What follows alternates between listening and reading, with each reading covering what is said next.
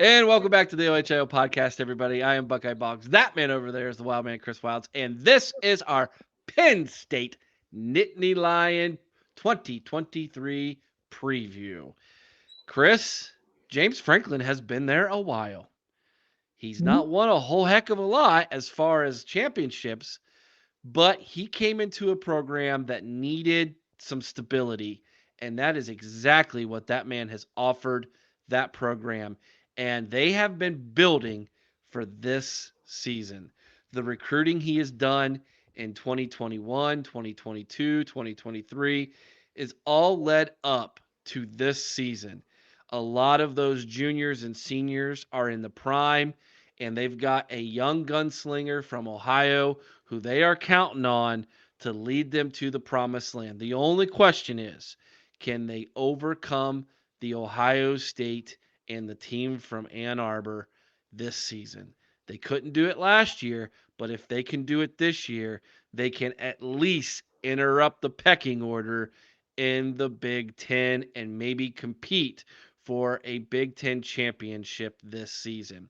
But before we get into all of that and we give you our predictions, as well as a great interview with Alec from the Booze, Bets, and Ball, the Penn State Football Podcast, let's talk about what Penn State did last year, shall we? Let's do it. So, historically, Penn State has a record of 920 wins, 406 losses, only 42 ties, 688 win percentage, which is one of the best in all of college football. Their bowl record is an impressive 31, 19, and 2, and they do have 5 conference titles, 4 of which have been in the Big Ten since they joined the conference. They play their home games in Beaver Stadium in University Park, Pennsylvania, where 106,400 and I guess it's 57. And we'll just say that too is a point two. It's a point two. It's a midget, okay? There's a midgie. He You goes to can't Penn say State games. midget. You're going to get us canceled. Oh, I'm sorry. Little person. My goodness. James Franklin's entering his 10th season with Penn State, and last year they were 11-2 overall, 7-2 in the Big Ten. Last season they opened up the season on the road in Purdue, where they won in thrilling fashion, 35-31. They defeated the Bobcats of Ohio University 46-10. They thumped Auburn 41-12. And by the way, that was a home and home with Auburn. Last year they went down south and did it in SEC country. They went 2-0 against the Tigers in the 2 seasons they played them. 33-14 against Central Michigan. How about that? Central Michigan played to a closer game against Penn State in Beaver Stadium than Auburn did in their home stadium. Yeah, let that sink in. They lost in Ann Arbor after beating Northwestern 17-7 to go 5-0 in the season. They traveled up to Ann Arbor and got shellacked 41-17. Against Minnesota at home, they came back and won 45-17 before hosting our Buckeyes and losing in a close one 44-31 in a game that JTT basically won on his own. Indiana was a 45-14 win. Maryland was a 30-0 thumping. Rutgers 55-10 win. Michigan State 35-16 to round out the regular season at 10-2, and then went on to the Rose Bowl where they defeated Utah 35-21. Last year Vegas said they were an 8-12 football team. Chris, you and I both said you better take the under at 6-6. Wah, wah. We were wrong. Horribly Yeah, wrong, they were Chris. much better last year than we gave them, any credit for. I thought that there was an opportunity that they would lose to Purdue and that their season would go in the crapper early and that they would turn the ball in the season over to Drew Aller and let him take his thumps and bruises last year and that he would be ready to rock and roll this season. And if you recall, Kevin said there's a very good chance you might be right, Eric, but they were just too good to do that. That might come back to haunt them this season, Chris. Yeah, yeah, I think that Clifford got out there, had a okay season, and obviously led them to a Rose Bowl win. But I really feel like had they been looking to the future, they might have suffered a few more losses last year. But right out of the gate this year, they would have been in a much better position. They are in a very similar position as Ohio State is this year, Yes, they are. breaking in a new quarterback against another Big Ten team who's got a returning veteran in JJ McCarthy. And that gives the team for Ann Arbor a leg up in this 3-horse race here in the If East. McCarthy was actually as good as his average numbers stated, Okay, but I know that you and I have broke that down, and we're going to do that when we preview that team. he does have an advantage over Ohio State in a sense.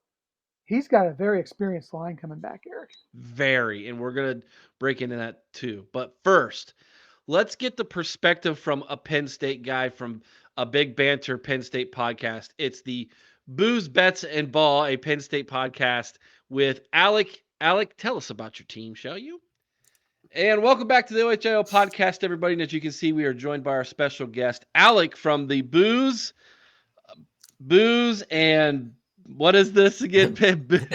Booze, Bets, and Ball, Penn Bets. State podcast. Yeah, There bets. you go. Yeah. Bets. Get that one. Yeah, that's his thing. Bets. He's the gambler. Booze, Bets, and Ball, a Penn State podcast. Awesome. So in the past, we have had Sean, our Michigan fan, and Kevin, our Penn State fan, help us out with previewing Penn State and Michigan, obviously. And it's awesome to be part of Big Banter and have other podcasts like ourselves come on the show and preview their teams. And so that's what we're going to do tonight with Alec.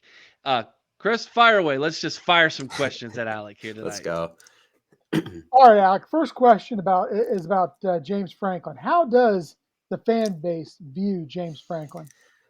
Yeah, this question I get all the time whenever I come on another team's show because I think everyone is just so interested in him because he's so polarizing and all that. But I think most appreciate the job he's done so far, especially, the situation he came into where, no one wanted to touch the program. It was hard to get recruits to come there. Coaches ran all over the place. So, it wasn't easy to get people to buy into what he was doing. And by year 3 to have, the scholarships back to normal, win the Big Ten Conference in year 3, and then go on, have 3 more 11-win seasons after that, win 3 New Year's 6 games. A lot of people are happy with the job he's done, from that aspect. But I think the 2 Ohio State games in 2017, 2018 is when people started to sour a little bit. Just blowing those big leads. A lot of people started to question in-game stuff. And then they kind of bounced back a little bit in 2019. They lose that Minnesota game. It starts again. And then 20 and 21 were just so bad for them that people were really down. And I don't know if he was on the hot seat, but, by the end of 2021, a lot of people were questioning if they had already peaked and what was going to happen. And then this past season, they lost to Ohio State and Michigan, but they bounced back, beat everyone else soundly, beat a really good Utah team by double digits in the Rose Bowl. And all of a sudden people are talking about their, 3 first-round picks in this draft possibly on the roster, and then as many as 5 the following year on the roster. So the hype is back, but I will say that a lot of people probably want to see something better within the next 2 years. I just, talked about the talent that's there. I think 10-2 is no longer good. And I was on another podcast not too long ago, and they made the comparison to Mark Richt at Georgia, where it was like, you're always constantly good, but nothing ever got better than good. And I think some people are worried it's headed that way. So I think he pretty much has the next 2 seasons to, quiet that and reach the college football playoff, which is pretty much what he has to do to kind of get that narrative to go away. Yeah, I get that because I'm telling you, you're looking at somebody who at times has screamed for the head of Ryan Day, and he hasn't done too bad. So right. It's funny, and we're going to get into this in some of the other questions. Mm-hmm. I really feel that Penn State and Ohio State have a lot in common. Yeah. we both have legendary football coaches. We both have iconic. I don't want to use the word plain because I'll use the word clean. Iconic, clean looks as far as just the jerseys. Mm-hmm. Huge, iconic stadiums. There's just so much in common, and a lot of people don't know. And I don't know if you know this, Alec. You look like you're a pretty young guy. Back in the day, before Penn State was a part of the Big Ten, we were recruiting rivals, even though we hardly ever played. Mm-hmm. Woody coached against Joe Paul back in the 70s for a home and home series. But outside of that, they wouldn't schedule one another because they ran into each other so Yeah. much in recruiting between Ohio and Pennsylvania. And there was an all-star game between the two states. The Ohio State, Penn State East-West All-Star game, which was a big deal in the 60s, 70s, and 80s. And so there's a lot of commonality between our two programs. I think there's a lot of respect between the two programs that we do not share with the team that's north of us. So, you know, one of the things that I want to get into with you, and we'll ask this here in a little bit, but you guys have one of our high school quarterbacks. Yeah. Drew Aller he's a Northeast Ohio kid, went to a legendary high school up there in Massillon, was a very highly recruited quarterback that, Ryan Day never kind of went after him, kind of avoided him. I think he thought he was going to get someone bigger. And that for the last couple of years has fallen through. The first guy who's committed is decommitted, and then we've had to go to plan B. And if you've noticed this year in the 2025 class, we already jumped on the number one quarterback from the state of Ohio. Yeah. So we're not going to let that happen again. I think he learned his lesson. But what does the fan base think of Drew Aller? What is your expectations for the Ohio kid signal caller? Another Ohio kid signal caller for you guys. And I was going to say, Penn State has a chance to have the starting quarterback of the team be from Ohio for 6 to 8 straight years because the 24 commit is also an Ohio quarterback. Yeah, Ethan Grunkmeyer is a 4-star. He's also from Ohio, and he works out with the same passing coach as Aller, actually. But, to get back to Aller, everyone loves him. I was saying the second Sean Clifford threw an incompletion in the first home game last year, the student section was started Aller chants. Everyone, some of it was a little ridiculous. It was funny to a degree, but then it's shaking your head like, what's going on here? But everyone loves this kid. The expectations are probably pretty high. A lot of people wanted him after the loss to Ohio State last year when, you're pretty much knocked out of Big Ten title contention to just start the last 4 games. And, Penn State decided to go against that. Clifford started them. They won them, ended up in the Rose Bowl. And Aller still played a lot. So I think they kind of got a nice mix of both where they won now, but also set themselves up nicely for the future. So I kind of like what they did at the end there. But a lot of people just want him to be marginally better than Clifford, I think is what it comes down to. I look at the Ohio State game from last year, and Clifford started off really bad. He threw the 2 picks. And then for 3 quarters, he was lights out, had 280 yards, I think, and a couple touchdowns. And then at the end, it was back to what it was in the first quarter. And, that's kind of why they lost the game. And I think a lot of people are just looking for Aller to be the guy that was in the middle there for those 2.5, 3 quarters and not have the other stuff. I think that's what most people are looking for him to be. I think the deep ball is something we'll see more. When Penn State was really successful on offense in 2016, 2017, they went downfield a lot. I think it helped that you had Mike Gesicki and Chris Godwin, 2 really good NFL players to throw the ball downfield to. Penn State doesn't really have those guys right now at receiver and tight end, but I think just getting downfield more will help them. And Aller has a bigger arm than Clifford. So I think, the hope is that they will go downfield more. I'm a little interested to see his accuracy. A lot of people did not like Clifford. They thought he, overthrew and missed a lot of easy passes. A lot of people are surprised when they find out that Clifford actually has the highest completion percentage in program history. Many people don't know that. So Aller, if he can just be around there, maybe completion-wise, 60%.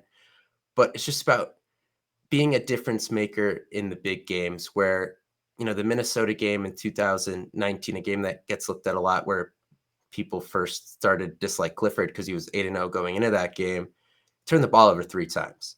And I think people are just looking for Aller to not, do that. Just take care of the ball in the big games and make the crazy, the Justin Fields, Trevor Lawrence type winning play in big games that other 5-star quarterbacks have made before is kind of what people want out of Aller. Yeah, well, you know what? Don't get down on Clifford too much about that Ohio State game last year because let me Yeah, tell you it was not his that fault. that was the single greatest defensive performance by a single player I think I have ever seen in my 50 years. Yeah, in You know, person that for was me for sure. Yeah, that was impressive. I think a big thing too is Penn State's tightened up the tackle spots this year. I think that'll help. I don't think that same situation will happen again.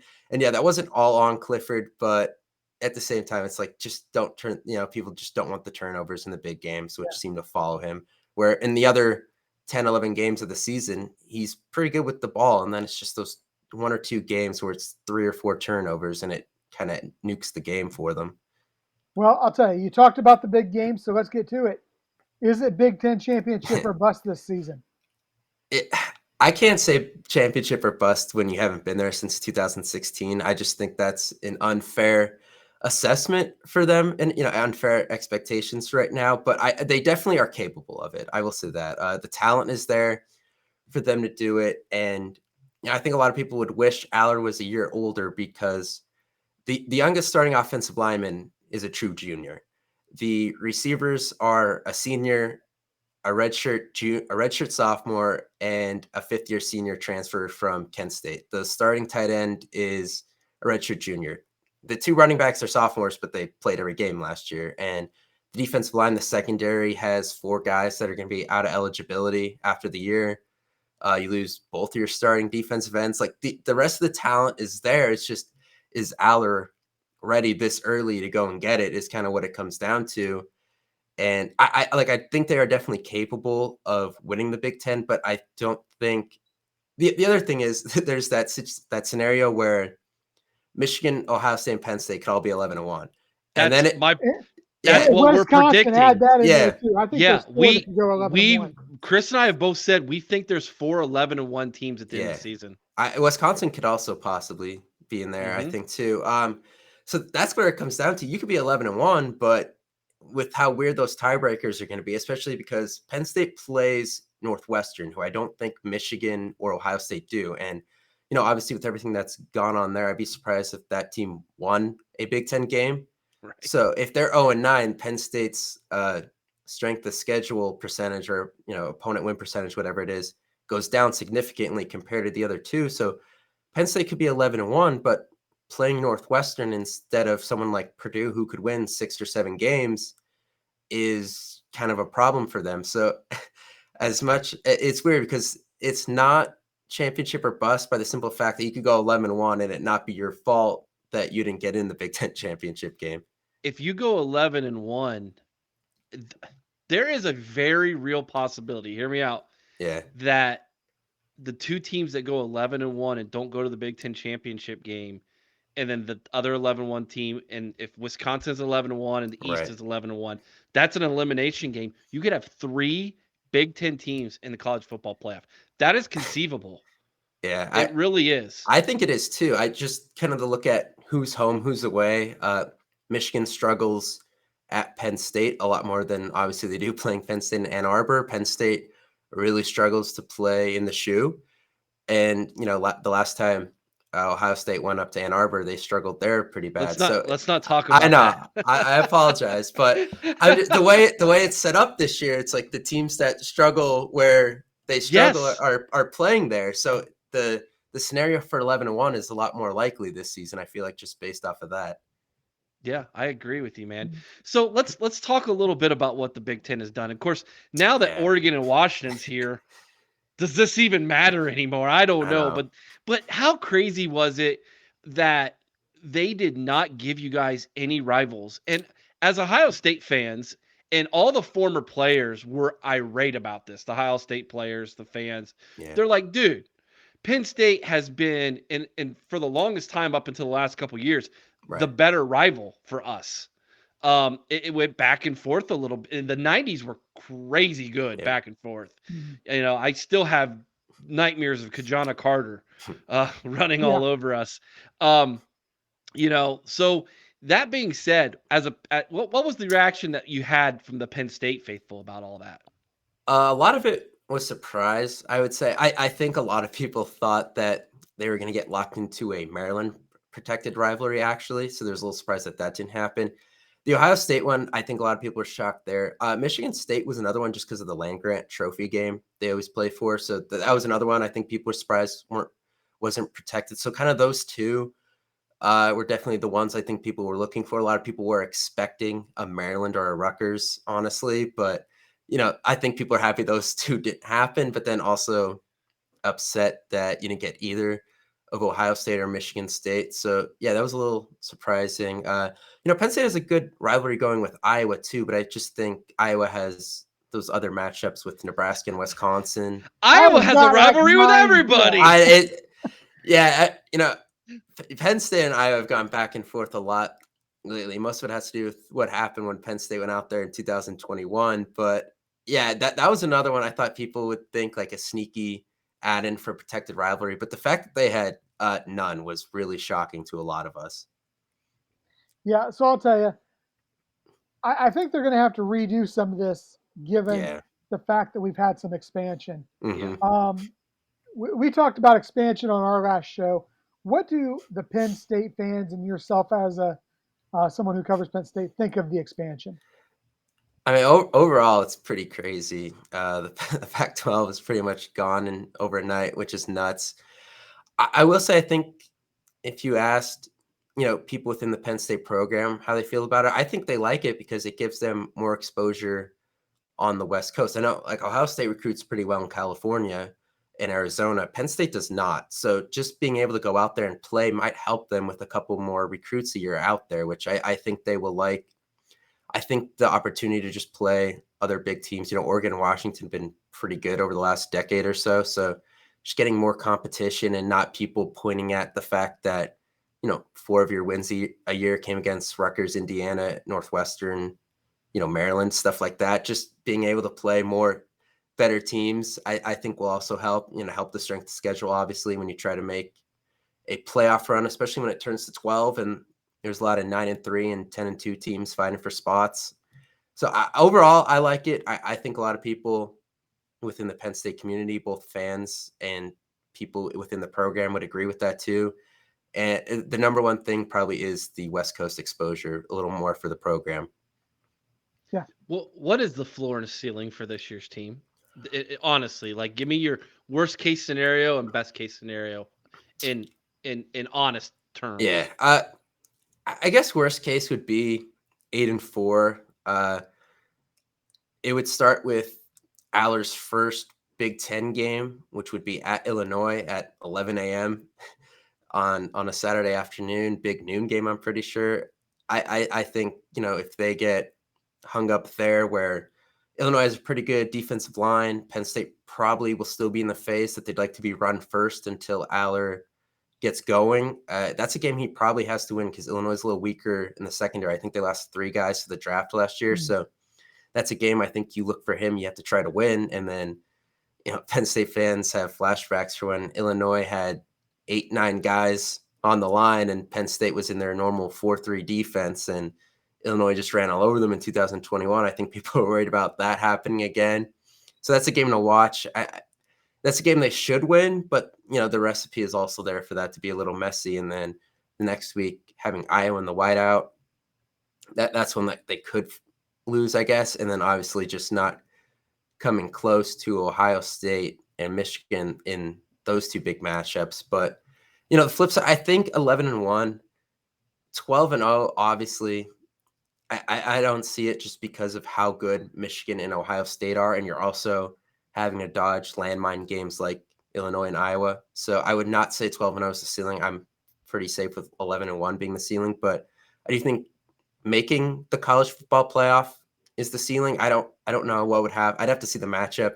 I don't think they'd win the national championship, but I think, depending on who the other team was they played in the semifinal, they could make the game. But Mm-hmm. that would kind of be the ceiling for me. And then I think 8-4 is a very unlikely, but you have to talk about it as a floor. I think if you're going to put a floor on it, 9-3, I think would be a little safer. But those 4 games plus Michigan State's always weird. I know it's neutral site inside this year, so that helps Penn State a little bit. But there's some games where some teams they've struggled against in the past that they have to play outside of just Ohio State and Michigan. So have to keep an eye on those games. But I do think the ceiling is for them to make a run in the college football playoff.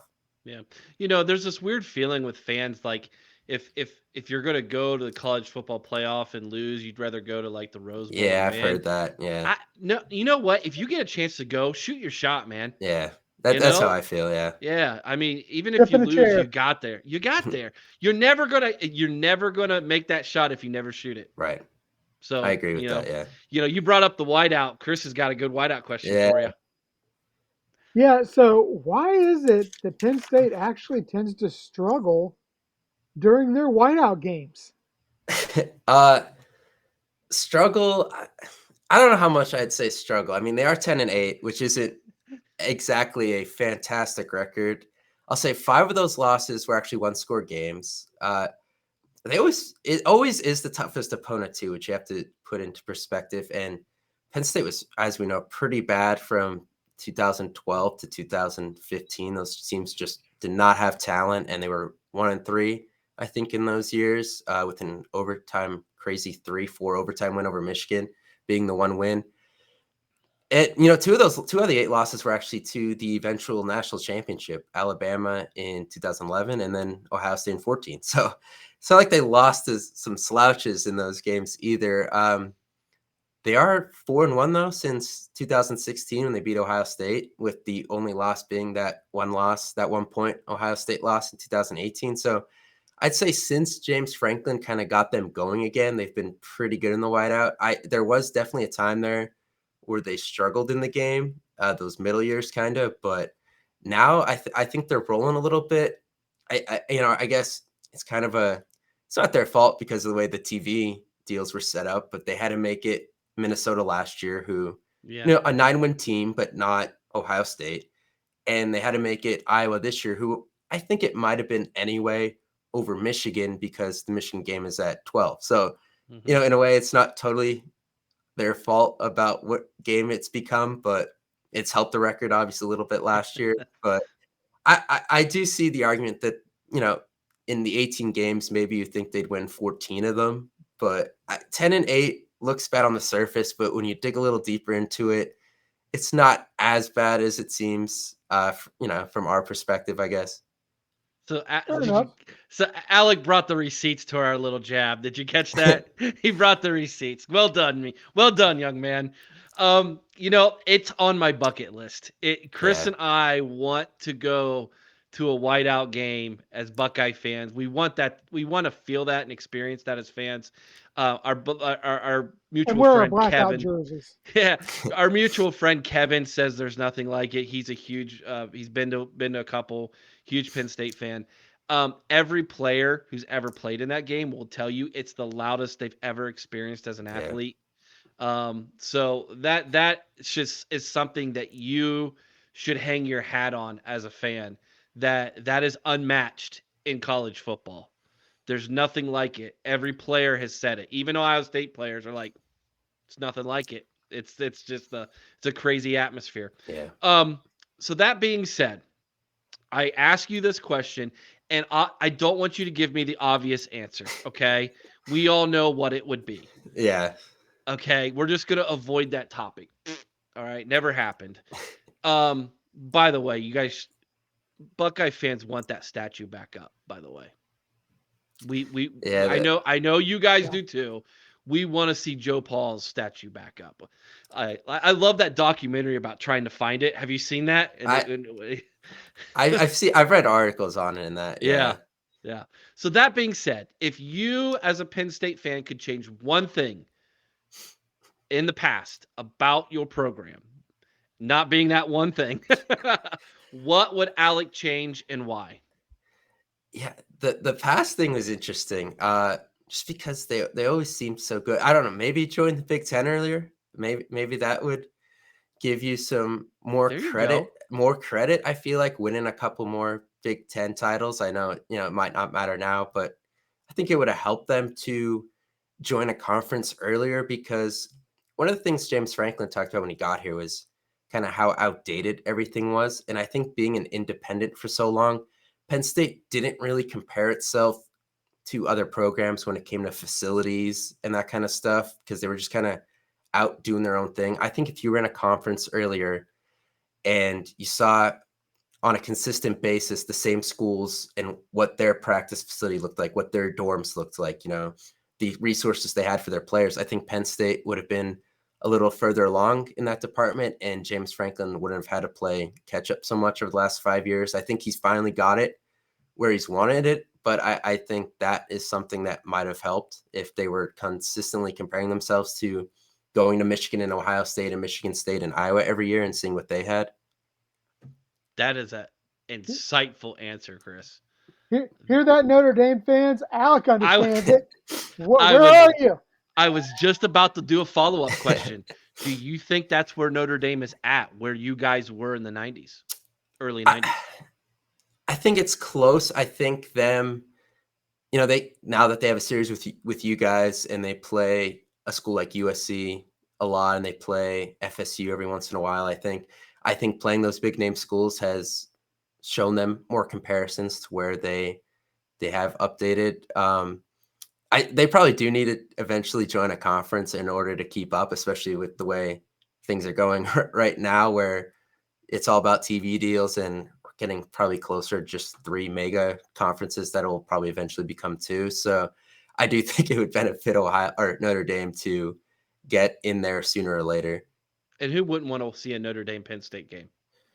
A lot of people have said that, that might be a team why Penn State didn't get a protected rival, that the Big Ten was waiting on Notre Dame to join. I don't know how much to put into that, but that was something. USC would already be in there, but yeah, but that would be USC second because they have UCLA. Mm-hmm. I don't know what they're going to do about the whole protected rival things now that they have 18 and are we going back? Are we going back to divisions again? There's just so much chaos right now on that. But Alec, where can everybody catch let's see if I can get this right. the Booze, Bets, and Ball Penn State Football Podcast. Yeah, so got it. You just look that up on Apple or Spotify podcasts. It'll come up. If you watch, we put every show on YouTube. That's actually on my YouTube, which is Whitaker Media, because I put all my other stuff on there. I have baseball podcasts and all there. So they're all under one name. So if you want to find the podcast on YouTube, it's under Whitaker Media. If you want to find it on a podcast platform, it's just Booze, Bets, and Ball, a Penn State Football Podcast. Beautiful. Check it out, everybody. We will have Alec back on later in the season when Ohio State and Penn State do their matchup. Who knows? You might even see Chris over there on the Booze, Bets, and Ball podcast telling you what booze he drinks, what bets he made, and what ball he likes. I don't know. It'll be a lot of fun. But Alec, thank you so much for coming on, my friend. Yeah, thank you. All right, thank you so much, Alec, for that. Chris, another great Big Banter podcast. Another very knowledgeable young guy who, again, I think the young man's got a lot going for him, and he's got a pretty cool podcast, pretty cool name, and a pretty cool team to follow. Pretty good team that he's covering there. Yeah, absolutely. This is a team that I'll tell you what. If you are a Penn State fan, you got a lot to be excited about this year because they have a lot of potential. They're going to go as far as their quarterback takes America. All right, let's look at that quarterback and the offense that is surrounding him, shall we? So, Drew Aller, the Ohio native, he's a sophomore. He's replacing Sean Clifford, as we've discussed. Sean Clifford was drafted in the NFL. Nicholas Singleton, the running back, is one of 2 really good running backs. I think he's the A1 there. Dude is one of the better running backs in the league. Offensive line, Alec was talking about it. They are a much improved, a veteran-laden team. And Chris, don't start laughing at me. I already see you giggling over there. All right, here we go. Starts with Hunter Norzad, a redshirt senior. Sal Wormley, a redshirt senior, is also on that line. Caden Wallace, a redshirt senior. Oh, here we go. Alumuia Rashanu. That is completely wrong. I'm Fashanu. Fashanu.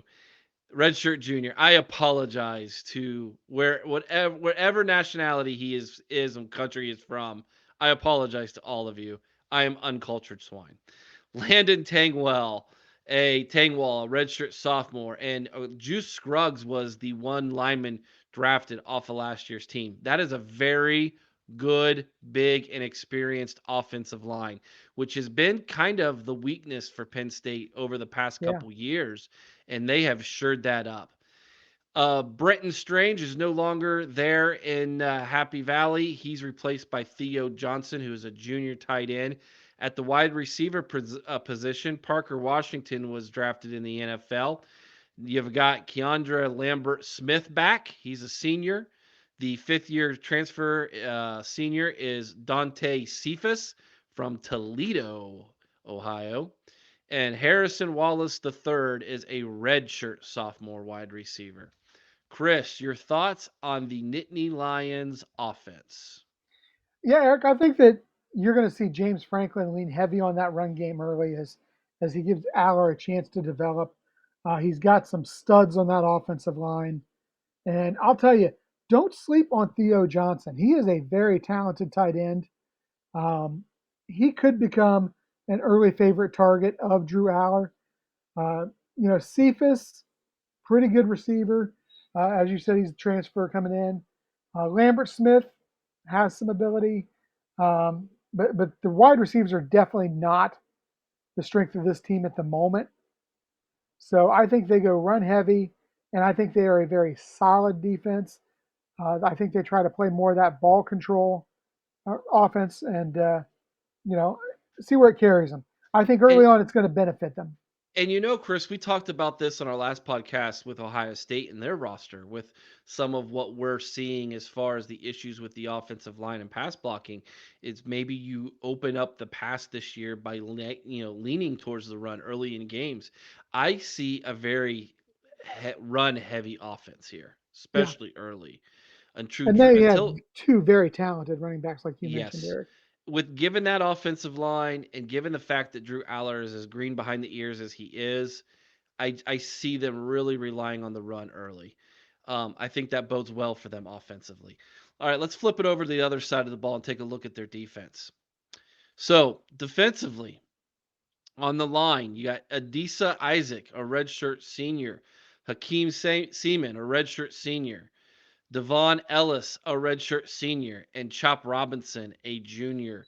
Again, very senior laden there on your defensive line.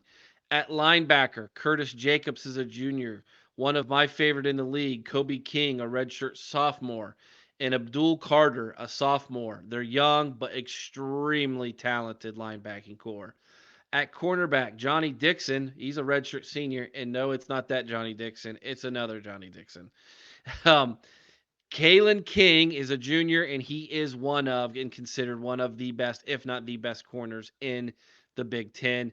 Of course, Joey Porter Jr. is no longer there. He's in the NFL now. At the safety position, they're going to have to try to find a way to replace Jair Brown. He also went to the NFL. They're going to start with senior Keaton Ellis first, and Jalen Reed is a junior this year. He's another good one. They brought in a couple on special teams, a couple transfers. Alex Felkins is a redshirt senior kicker, and a redshirt senior punter is going to be Riley Thompson. Chris, your thoughts on the defensive side of the ball for the Nittany Lions? Well, I'll tell you, Eric, this is why the offense can afford to run the ball and not have to throw a lot, because this is a very, very good defense. Um, you've got Adisa Isaac and Chop Robinson, who I think are really, really exceptional players on that front line. Abdul Carter, that kid's going to be a game changer. He was among the league leaders in sacks in the Big Ten last year, and really didn't play a full season. Kobe King, like you said, very talented young man, And Kalen King, wow. Kalen King, we talked about him a little bit earlier this week on our show, and he's a tremendous talent at corner. I like Jalen Reed at the safety position. They have a very good defense. Eric, this is going to be a 3-horse race in the East. Mm-hmm. Believe it. Maybe a 4-horse if you count Maryland in there. This defense doesn't have as big a names as they've had in the past, but I'm not so sure they might not be better. Absolutely. And given the fact that we see improvements on Ohio State's defensive side, and the team up north is returning a lot on their defensive side, it's going to be who can break 30 in those games. Yeah. I believe that. And you talk about Kalen King. Just for a second, you look at him. Everybody talked about Joey Porter Jr. last year and what a tremendous talent he was. Well, what that meant was everybody was throwing away from Joey Porter Jr. This Right. kid had so much thrown at him last year. He Right. learned so much last year. He is going to be tremendous this year. Yeah, and he did well. He did. Was it 5 interceptions? Is that Yes, what I it believe was? I think it so. was. So yeah, he's a good one. He's a good one. Who can stop Marvin Harrison Jr.? Can he do it? I mean, we're gonna find out. And if you do, it's kind of a pick your poison there, as long as we have time to throw the football. So this is going to be a really interesting team to watch. I think, given how good I think they are defensively and how well they have recruited, they finally have the depth that they have needed to compete with Ohio State and the girls from up north. Yeah. They have that depth now. And this is going to be war for those two games, for all three of those teams. Flat out war, and it might be won or lost in the trenches. Okay. So we'll get into that as we preview those games down the road. Let's take a look at their schedule this season, Chris, and come up with a consensus of what you and I think they're going to do in 2023. They start the season off on September 2nd at home against an old rival in West Virginia. I think that's a W. Mm-hmm. I agree. They then play Delaware, who will have Michigan's look to them. They have the same look as the helmet, same colors. Their blue's a little lighter. That's going to be a big win over the Blue Hens. Yeah. On the road at Illinois. Possible trap game. Could be. You got that whiteout the following week against Iowa. So. And then the following week is the whiteout against Iowa. That is two tough back-to-back Big Ten West teams that are going to challenge your physicality. Okay. I don't think Illinois is going to have the horses, and I just don't think Iowa offensively is creative enough to come in during a whiteout and beat the Nittany Lions. However, like we asked Alec, you're only 10-8 in the whiteout games. So, and this isn't going to be the same Iowa. Personnel wise, it's not the same type of Iowa team we're used to seeing on offense. What Brian Ferentz does with the talent he's got, who knows? At Northwestern in week 5 on September 30th, that's an auto W. You have your bye week first week of October. You come home and you warm back up against UMass at home before you come on the road to take on the Buckeyes October 24th 21st in the Horseshoe. Interesting, you get a warm-up game against UMass before you play Ohio State. That's a little Alabama-like right there, man. Very much, and probably a very smart move. You've got that bye week and UMass back-to-back to get healthy if you've got any injuries from that start to your season. Yes, correct. And if I'm not mistaken, and I don't have Ohio State's schedule right in front of me, do we play Wisconsin the week before? The week before. Whew. Thankfully, we get that one and at that home. is a physical team. You know it's going to be. Yeah, and that's going to be a night game at Madison. Ooh, okay. October 28th, they get Indiana at home. That'll be a dub. Then they go on the road November 4th. Circle this one as a possible trap game at Maryland. And it's also the week before they host the Loserines. I think that Maryland game is scary trap. That's a scary trap game. They finish off with a home game on senior night on November 18th against Rutgers before traveling to Michigan State, which I believe they play that game in Detroit in the Yeah, dome. in the dome. Yeah, so it's a night game, so they're taking it to the dome. Vegas says 9.5. Chris, you and I are both saying take the over this year, which means they'll probably be under. Given what we've done the last couple years on betting the Nittany Lions, we both say 11-1. Yeah. One of the 4 11-1 teams we think we're going to see in this conference this year, Eric. That's correct. I Uh, think they're. Who do you think their one loss is to? their one loss comes at Ohio State, I believe.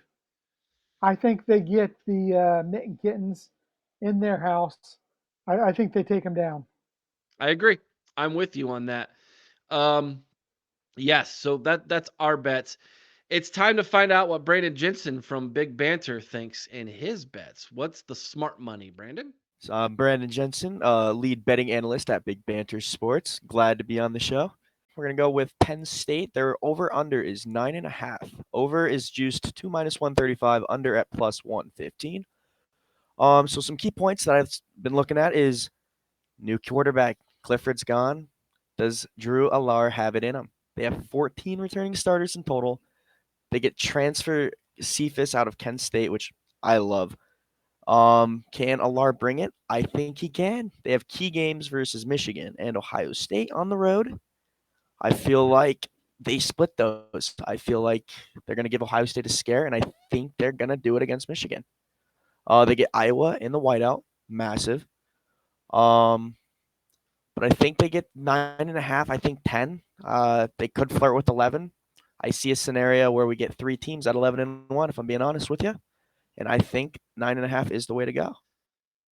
All right, Chris, final thoughts on the Penn State Nittany Lions. Go for it. Man, I'm just so excited for this Big Ten season because, you know, there is the potential to see 2 to 3 Big Ten teams in the college football playoff this year.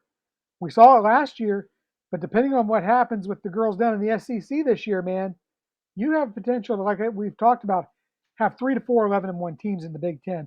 I think the Nittany Lions are one of them. You look at this, they've got a great running game. They've got a good senior laden offensive line. They've got a very solid defense, and they've got a very smart head coach. I think that this is a season that if you're a Big Ten fan, you just don't quite know what's going to happen. I know those girls up north, they think they know. They don't know, Eric. They don't know. They haven't they haven't let reality sink in yet. They don't know that what we do, which is, yes, they've beaten Ohio State for 2 years, but J.J. McCarthy's not as good as what the numbers say he is. They don't know what we know, that this Penn State team is as good as advertised, maybe better. We doubted them last year. Don't doubt them this year. They've been building to this. Like I started at the very opening of the show. Kevin, our good Penn State fan, who's our friend, been on our podcast multiple times in the past. He has always said it's going to be in 2023. We were all surprised that they were a year early in 2022. They won every single game on their schedule except for 2, the one against Ohio State and the one against the Mitten Kittens. Don't think that they don't know that and have that circled and are building towards that. This is a better Penn State team this year than what played last year. And a big reason for that will be who's under center. If Drew Aller is anything like Alex said he can be, and that is consistent, that immediately changes the dynamic of that football team because they have had anything but consistent quarterback play over the years. And the great thing is, Penn State doesn't need him to go out and win a bunch of No, games. They need him to go out and not lose a bunch of games. just, yeah, manage the games, manage the And, football games, put us in good positions, and there's enough athletes around you and a good enough offensive line and a tremendously good defense. They're going to win you a lot of football games that way. and Can they win you 11 of them? I think they can win 11 of them. Here's the thing, Eric, and we talked about it before. This may be the best 11-win team not to see a Big Ten title game. Mm-hmm. We've said because this of the before.